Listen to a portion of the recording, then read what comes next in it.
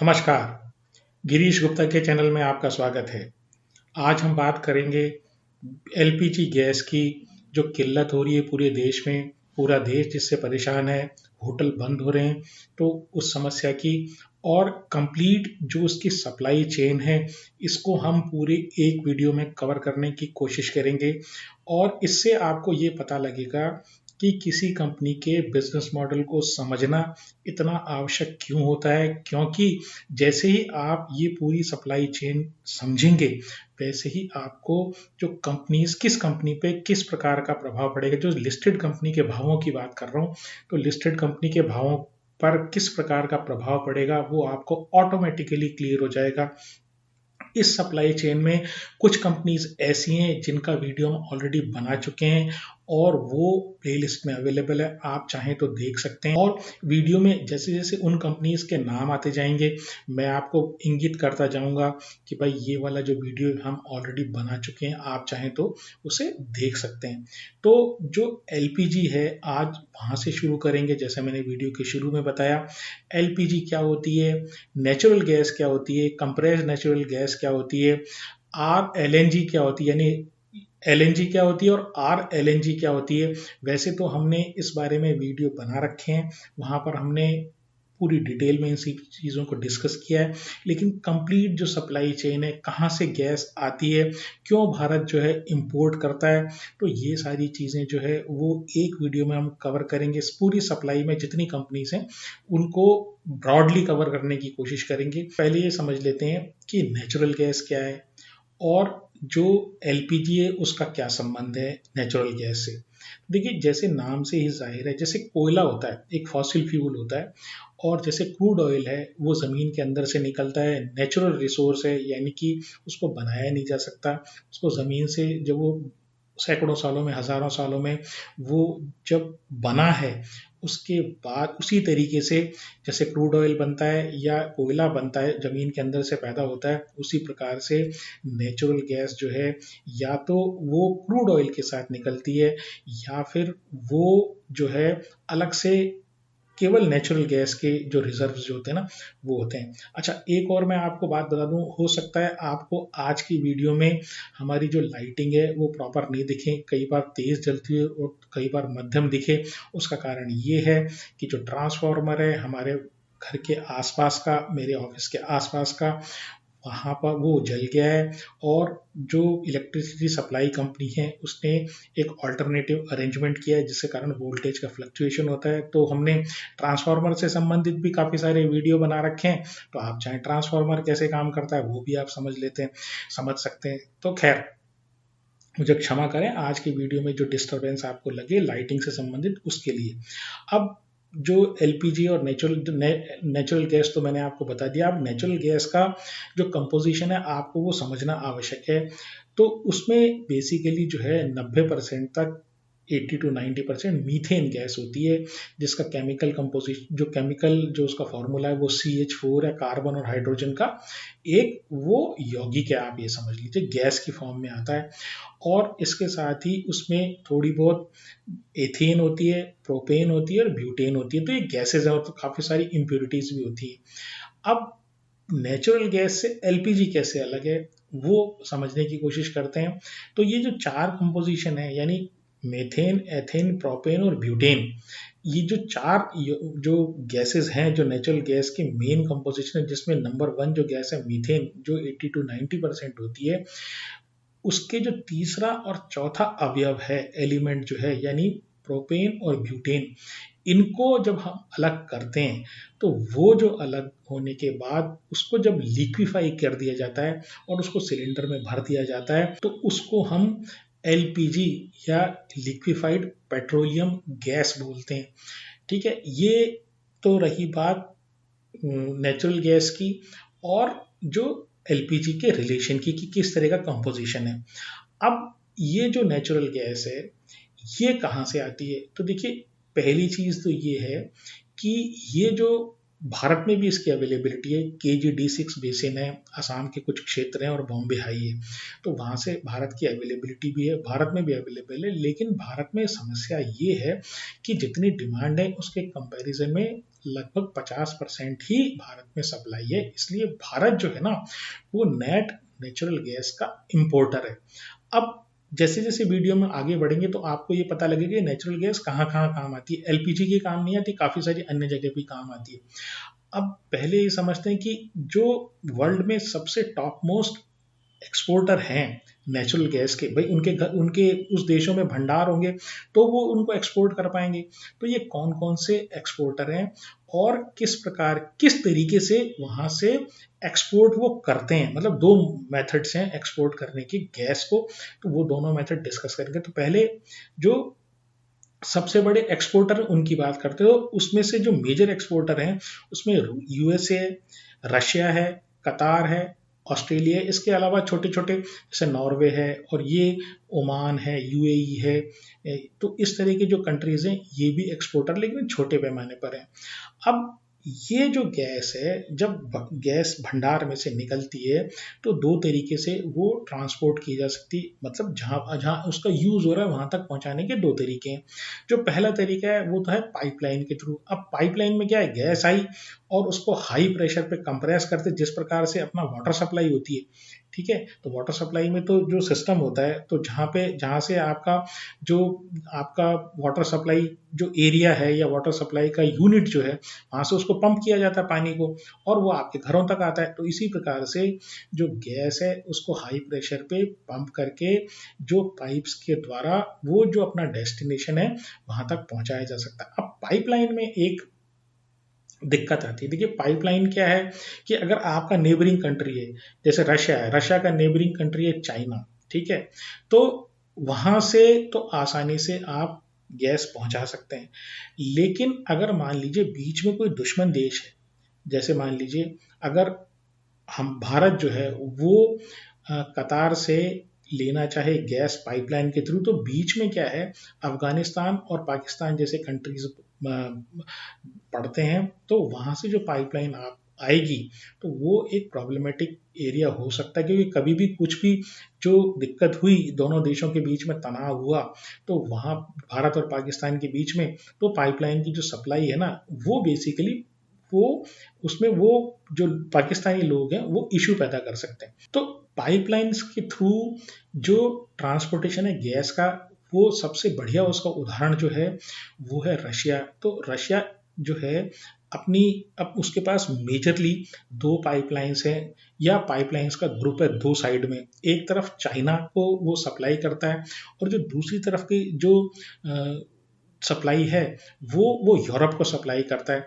तो ये basically Russia से जितना एक्सपोर्ट है वो बेसिकली पाइपलाइन के थ्रू होता है। हालांकि बीच में रशिया यूक्रेन वॉर के समय बीच उनकी जो पाइपलाइन है जो यूरोप की तरफ जा रही थी उसमें कुछ प्रॉब्लम आ गई थी और वो युद्ध के कारण जो है कुछ उसको डैमेज कर दिया गया था। इसलिए उन्होंने भी अपना एक ऑल्टरनेटिव तरीका, यानी कि दूसरा जो तरीका है जिसको लिक्विफेक्शन बोलते हैं, गैस का लिक्विफेक्शन, तो वो तरीका उन्होंने अपना लिया है।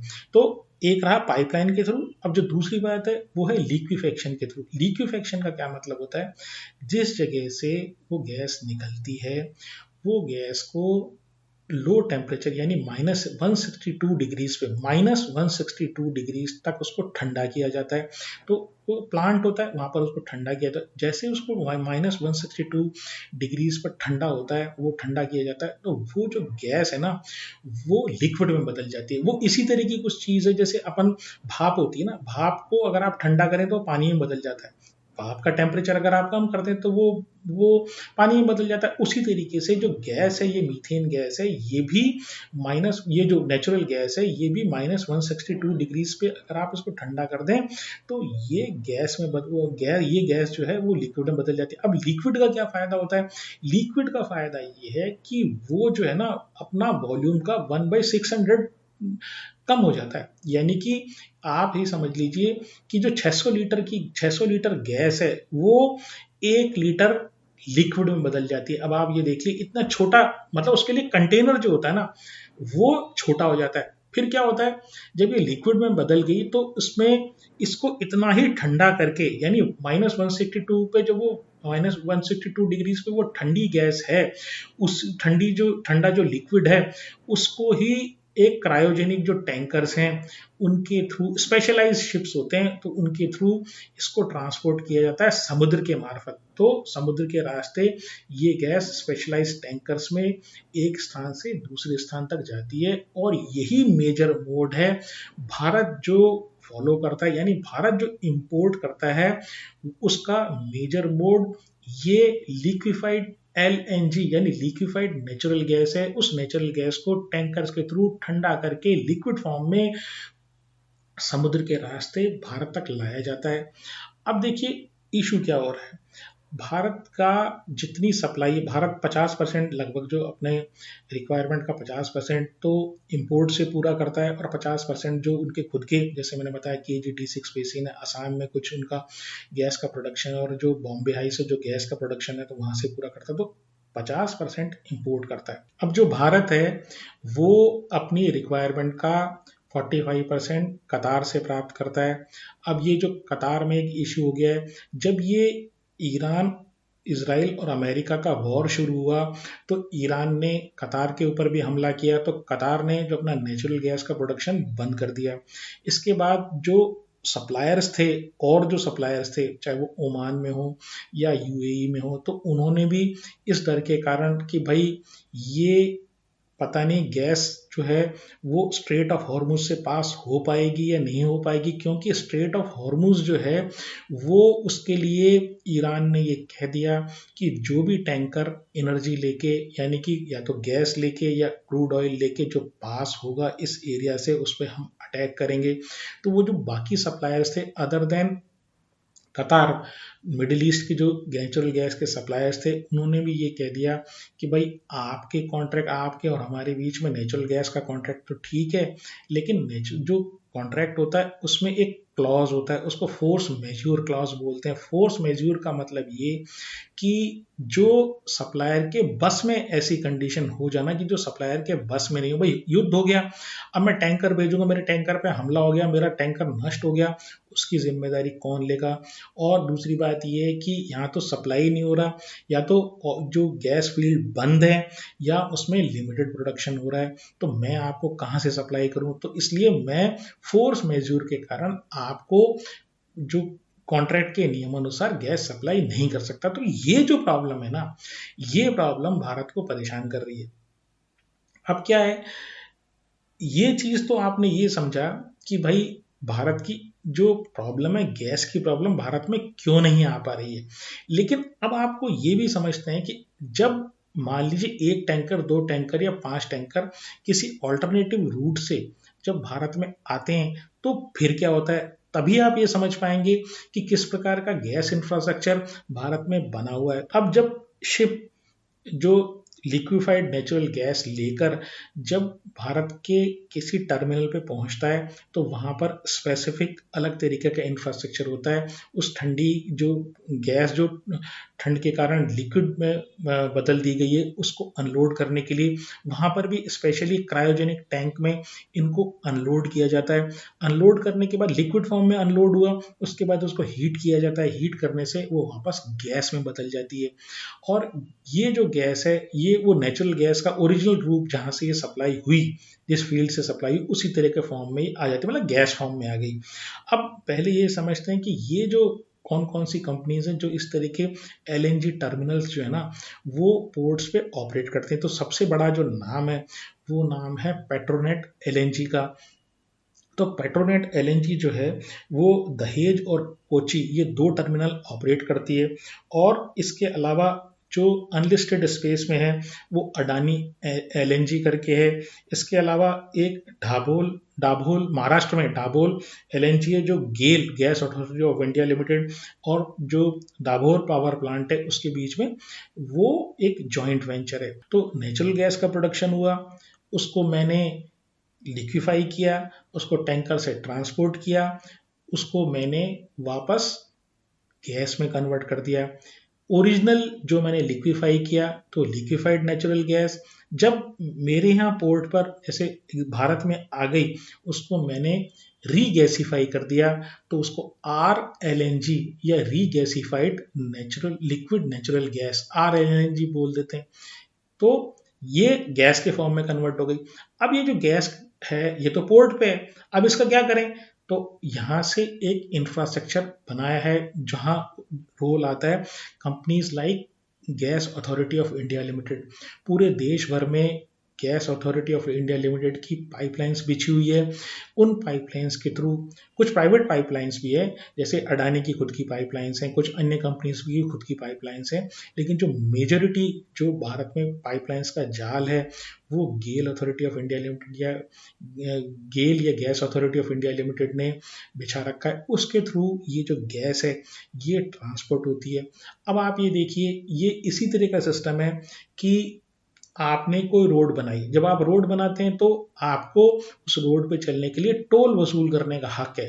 तो जितने ज़्यादा व्हीकल चलेंगे उतने ज़्यादा आपको टोल मिलेगा। इसी तरीके से जो गेल ने एक इंफ्रास्ट्रक्चर क्रिएट किया, उससे जो गैस की क्वांटिटी पास होती है उस क्वांटिटी के अकॉर्डिंग जो जो GAIL Authority Gas Authority of India Limited है उसको रेवेन्यू मिलती है। अगर कम गैस प्राप्त होगी तो जो गेल है उसको नुकसान हो गया, क्योंकि गैस आ ही नहीं रही है, गैस की तो प्रॉब्लम है। तो वो एक एक तरीके से ये जो सिचुएशन पैदा हो रही है मिडिल ईस्ट में, ये गेल जैसी कंपनियों के लिए नेगेटिव है। अब ये बात आ गई कि गेल की पाइपलाइंस के थ्रू वो पास हुई, अब ये जाती कहाँ है? तो देखिए ये 3-4 जगह जाती है। पहली चीज़ तो सिटी गैस डिस्ट्रीब्यूशन के लिए काम आती है। दूसरी चीज़ ये कि ये फर्टिलाइज़र प्लांट्स में काम आती है। तीसरी चीज़ ये कि ये जो है ये पावर प्लांट से काम आती है। तो पावर प्लांट्स में जो गैस के through gas based power plant जिनको बोलते हैं, तो वहाँ पर गैस को जलाया जाता है, उससे स्टीम पैदा की जाती है और वहाँ से स्टीम से टरबाइन चलाया जाता है, टरबाइन से जनरेटर चलाया जाता है जिससे बिजली बनती है। जिस प्रकार से कोयले को जला के बिजली बनती है उसी प्रकार को गैस के जला के स्टीम पैदा करके बिजली बनाई जाती है।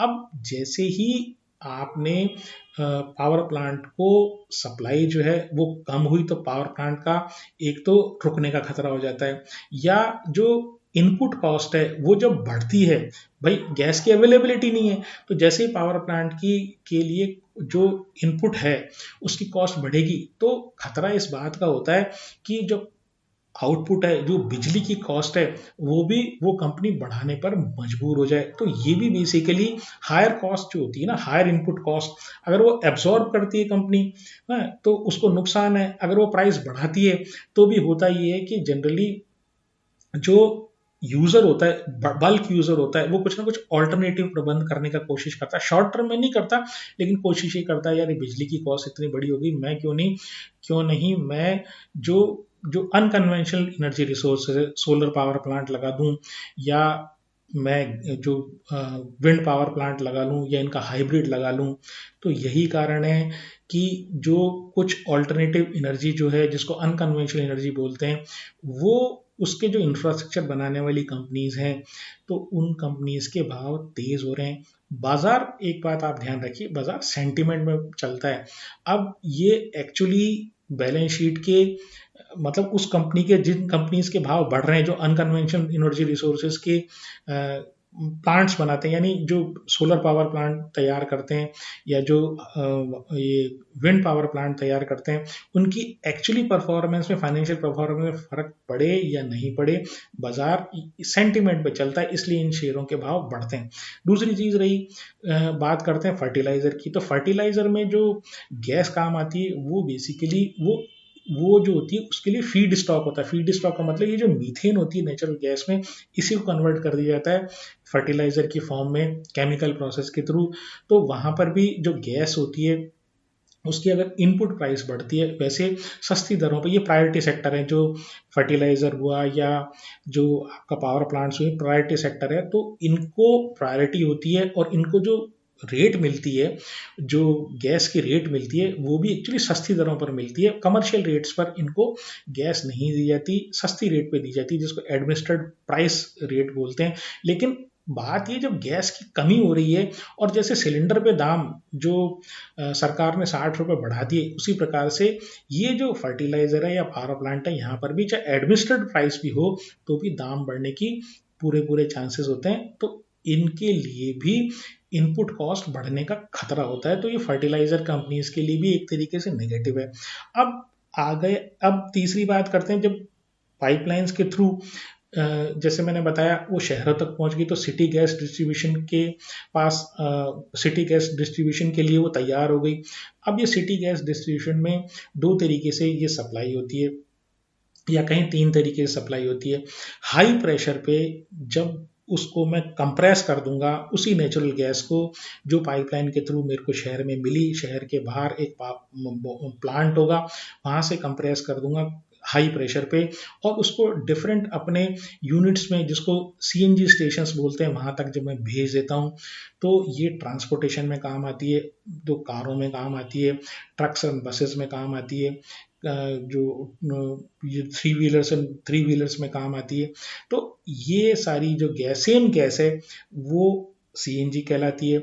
अब दूसरा तरीका ये है कि वो अगर मैं पाइप के थ्रू भेज दूं उसको, तो वो जो है वो पाइप नेचुरल गैस कहलाती है, जो डोमेस्टिक यूजर के लिए हो सकती है या इंडस्ट्रियल यूजर के लिए हो सकती है।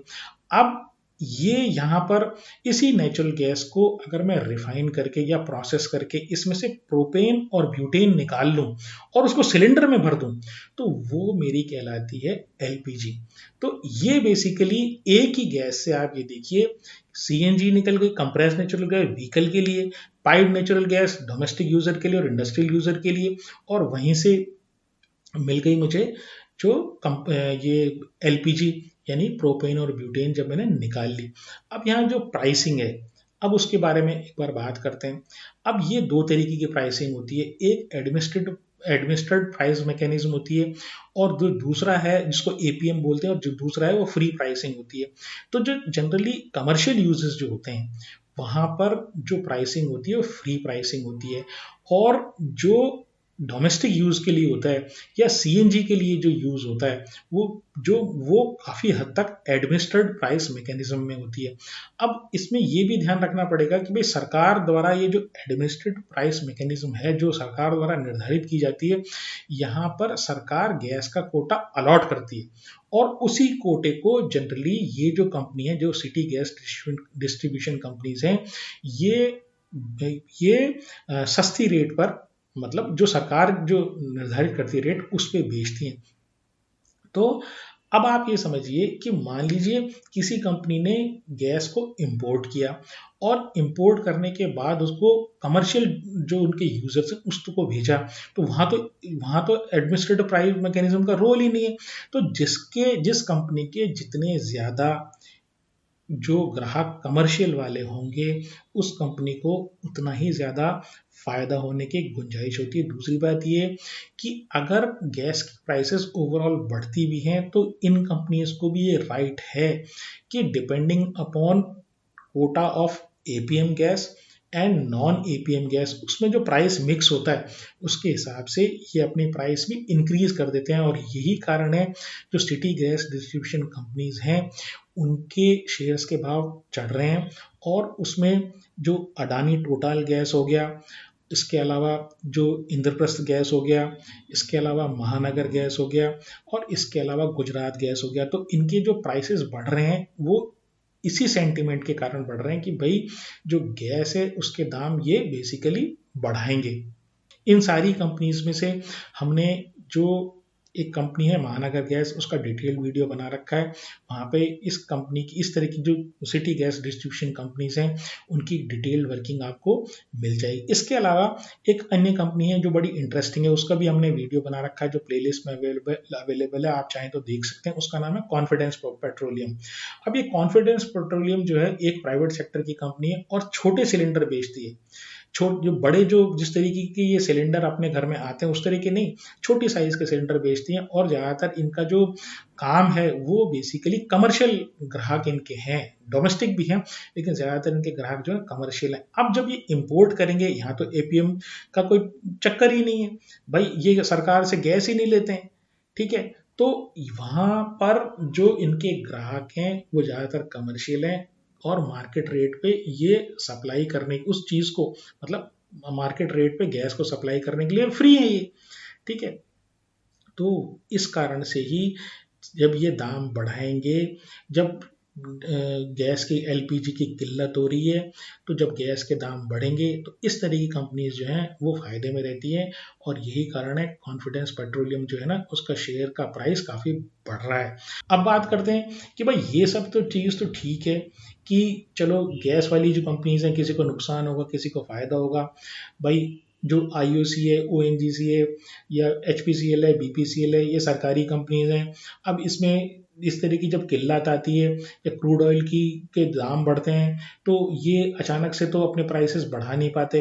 मतलब क्रूड के कंपैरिजन में जो पेट्रोल और डीजल के प्राइसेस हैं वो अचानक से तो बढ़ते नहीं है। दूसरी बात ये जो ओएनजीसी जो रेट पे पैदा करता है, ठीक है, मतलब जिस रेट पे वो निकालता है और जो मार्केट रेट है उसमें कभी भी सामंजस्य नहीं होता, क्योंकि ओएनजीसी को सप्लाई जो करना है वो पब्लिक को जो सप्लाई करना है वो सरकार द्वारा निर्धारित रेट पे करना होता है।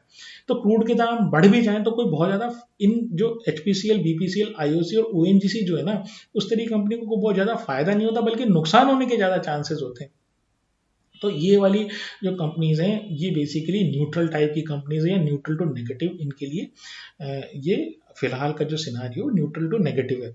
अब तीसरा जो क्षेत्र आता है वो ये है कि भाई ये बैंकिंग और फाइनेंशियल सर्विसेज में क्या हो रहा है। तो देखिए बैंकिंग और फाइनेंशियल सर्विसेज के शेयर इसलिए नीचे जाते हैं क्योंकि जैसे गैस के दाम बढ़ते हैं, पेट्रोल के दाम बढ़ते हैं, तो ट्रांसपोर्टेशन की कॉस्ट और जो ईटरीज टाइप भोजन की जो कॉस्ट है ना ये बेसिकली बढ़ती है। आदमी का जो बजट है वो बेसिकली इंक्रीज होता है।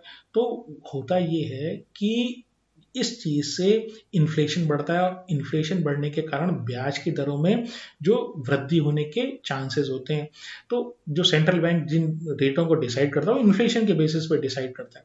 तो वहां पर रेट बढ़ने के चांसेस, और रेट जो है वो किसी लोन देने का वाली कंपनी के लिए प्राइस है। जिस प्रकार से किसी सब्जी का या किसी फल का प्राइस होता है, इसीलिए मनी की जो प्राइस है वो इंटरेस्ट रेट है। जब इंटरेस्ट रेट बढ़ती है तो लोन की जो ग्रोथ है ना वो कम होने की चांसेस हो जाते हैं। दूसरी बात ये कि जो इस तरह के इन्फ्लेशनरी एनवायरनमेंट में होता ये है कि जो बैड डेट है ना वो बढ़ने के चांसेस होते हैं। तो इस सेंटिमेंट के कारण जो बैंकिंग एंड फाइनेंशियल सर्विसेज के जो शेयर्स होते हैं वो पिटते हैं। अब तीसरा नंबर आता है कि ये जो प्लेटफॉर्म कंपनीज जो स्विगी हुआ या जोमेटो हुआ, तो स्विगी और जोमेटो को क्यों पिट रहे हैं? तो भाई ईटरीज जो हैं वो बंद हो रही हैं। ये तो प्लेटफॉर्म कंपनी है स्विगी और जोमेटो, जिसको इटरनल भी बोल रहे हैं आजकल, तो नाम चेंज जिसका हो गया है।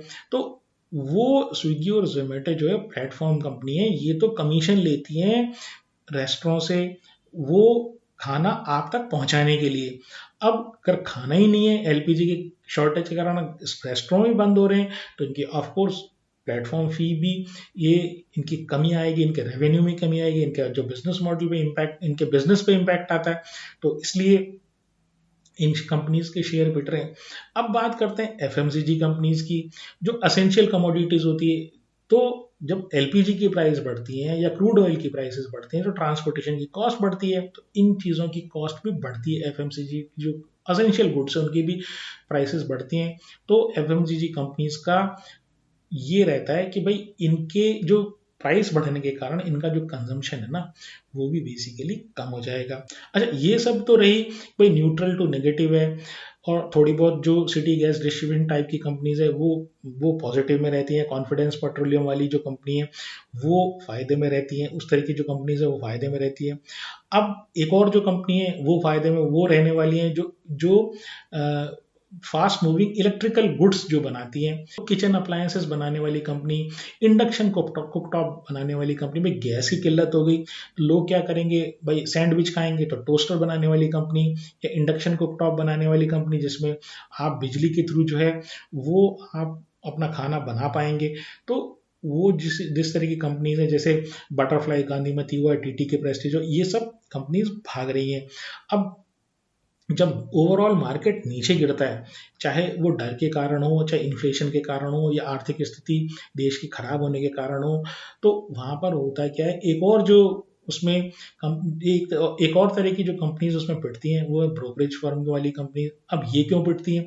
देखिए क्या है कि आपने कभी देखा होगा कि हमेशा जो ब्रोकरेज से जो ज़्यादातर सिफारिशें आती हैं, रिकमेंडेशन आती हैं, तो वो ज़्यादातर बाई की रेटिंग देते हैं। बाई की रेटिंग क्यों देते हैं? अरे आप जब तक बाई नहीं करेंगे तब तक सेल नहीं करेंगे ना।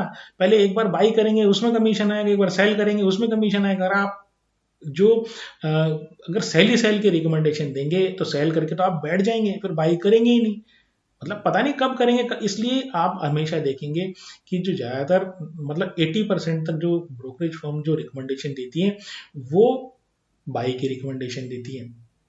अब हो ये रहा है कि लोग मार्केट जब नीचे गिरता है तो लोगों के वैसे पोर्टफोलियो रेड में होते हैं, तो वो इंटरेस्ट नहीं लेते भाई क्या बाई करें। तो इसलिए जो ब्रोकरेज फर्म की जो रेवेन्यू है ना वो भी बेसिकली कम हो जाती है। तो ये आज के वीडियो में मैंने आपको कुछ इंफ्रास्ट्रक्चर जो गैस का इंफ्रास्ट्रक्चर उसका कुछ आइडिया देने का प्रयास किया, और साथ ही साथ ये भी बताने का प्रयास किया कि भाई अगर आप बिजनेस मॉडल ढंग से समझेंगे तो आपको कोई घटना होने से पहले ही आपके दिमाग में ये स्ट्राइक कर जाएगा कि ये कंपनी पे तो इसका पॉजिटिव या नेगेटिव क्या इफेक्ट पड़ने वाला है। तो उस समय आप उसको या तो आप उसमें आप जो अगर पॉजिटिव प्रभाव पड़ने वाला है तो आप उसमें पोजीशन बना सकते हैं, अगर आप नेगेटिव प्रभाव पड़ने वाला है तो आप उसको इमीडिएटली बेच सकते हैं। तो बिजनेस मॉडल की एक खूबसूरती है। टेक्निकल एनालिसिस का जो काम है वो शॉर्ट टर्म ट्रेडिंग में ज़्यादा साजगार होता है, लेकिन जो वैल्यू इन्वेस्टिंग है इसमें बिजनेस मॉडल समझने का जो रोल है ये बहुत ही ज़्यादा इंपॉर्टेंट है। तो ये रहा मेरा आज का प्रयास। अगर आपको ये प्रयास पसंद आया हो तो चैनल को सब्सक्राइब करें, वीडियो को लाइक करें और शेयर करें। हमेशा की तरह शेयर्स में खरीदने या बेचने की मेरी कोई राय है नहीं। नमस्कार, धन्यवाद, जय हिंद।